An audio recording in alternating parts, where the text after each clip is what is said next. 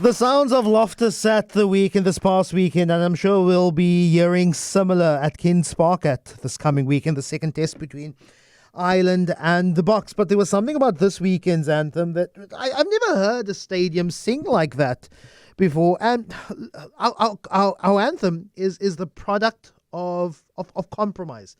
And I think there's something beautiful about that. And I think of the composers of that anthem, Nkosi Sikelel, written and composed by Tonga.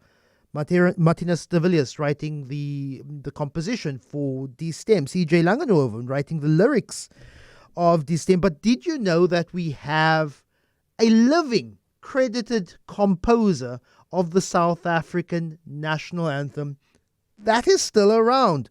Dr. Jeanne Zaidel-Rudolph is an internationally renowned composer, academic pianist. She was actually the first South African to obtain a doctorate in composition, and she's credited as one of the co-composers of the South African national anthem. And she joins me now on the line. Dr. Jeanne Zaidel-Rudolph, really appreciate your time. You have played a very important role in this. Good morning. Good morning, ma'am. Thank you. In this composition, this form, this iteration of our national anthem, Yes. It was your task to bring together Nkosi Sikelel as well as D-Stem musically, but you also are credited for the person who composed the final English stanza of the Yes. South African anthem. You've played a very, very important role in South Africa.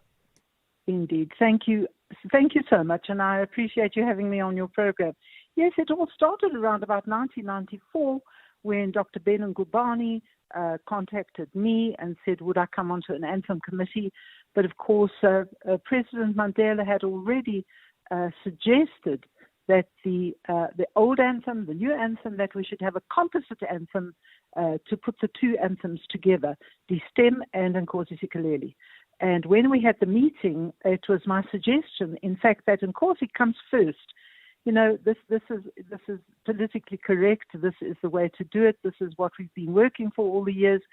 So they adopted and accepted my suggestion that Nkosi would come first, and then there would be a musical bridge which modulates, which changes key into another key, so that the average person on the street is able to actually sing the anthem, and it doesn't become sort of too high vocally for anybody.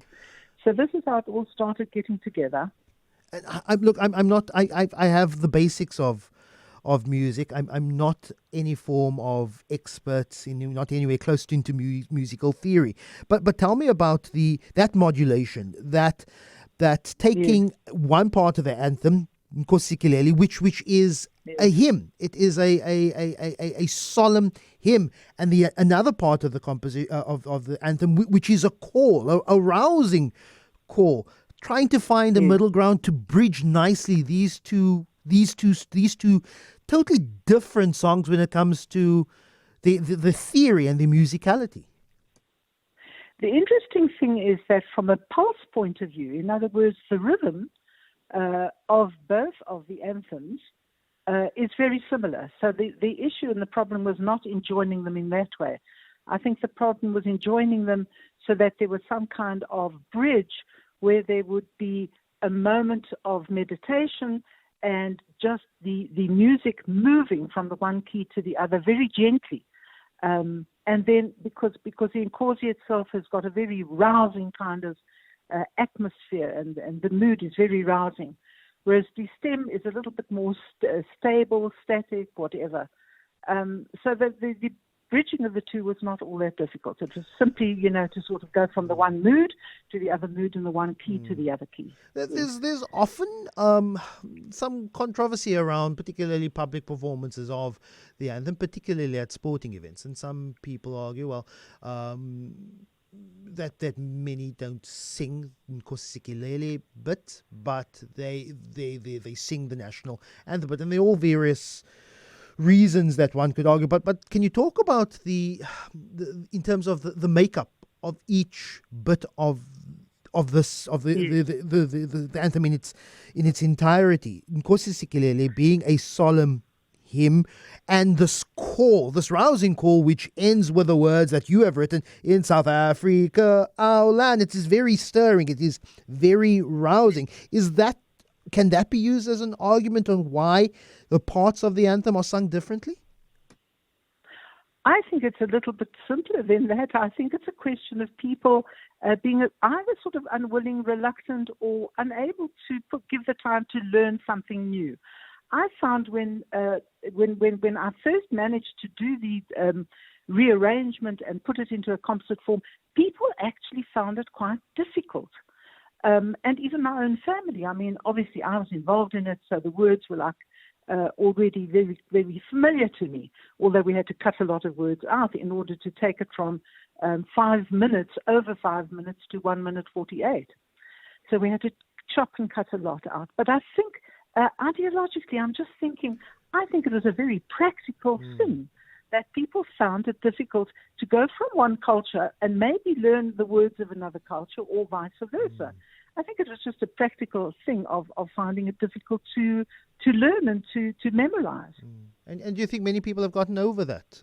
If I listen to that rendition at the weekend, I can hear, not as loud as it builds up to the crescendo of South Africa, our land, I can hear the crowd at Loftus Versfeld quite clearly, belting out Nkosi Sikelel.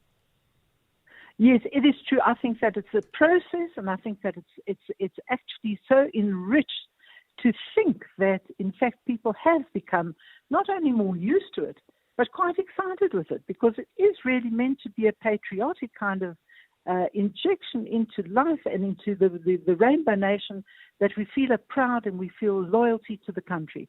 So that was the point of the anthem.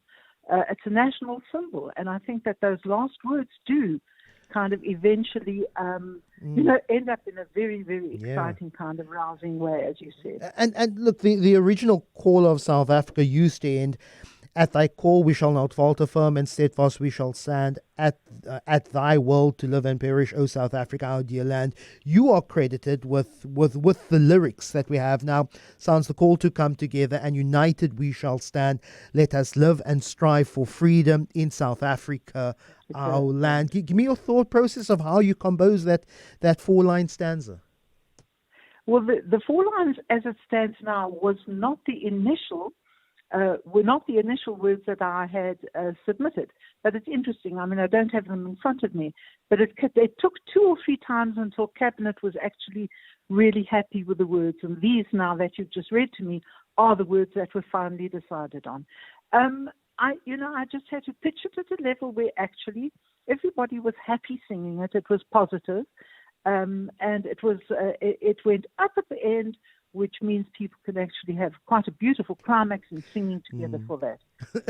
And it works well, and it works best at sporting events, and it works best at occasions where we are celebrating our democracy and celebrating our South Africanness, whatever strands, whatever you add to this big melting pot, whatever that means to you. I think it adds. It's a very rousing, stirring finale. But just coming down to you're a living composer of the South African national anthem, and I'm still glad that you are around to have this conversation with you. But what almost this anthem promulgated in 1997, first sang at the opening of Parliament in 1997. It's close to 30 years. And whenever you turn on a sporting event with a South African team, whenever you're watching the opening of Parliament and you hear this composition in this form, do you get goosebumps in any way, especially filled in a stadium, sung in a stadium filled with tens of thousands of people? Yes, I do. I become very excited. It energizes me to actually look and to listen. I get very excited. It's nothing I get used to. Even when I switch my television off, if there happens to be the anthem at that time or at a sporting event, it excites me enormously. I feel very energized by it, yes. Dr. Jeanne Zaidel-Rudolph, really appreciate your time, a living, breathing, living composer of the South African national anthem, and we thank her for her contribution to South Africa.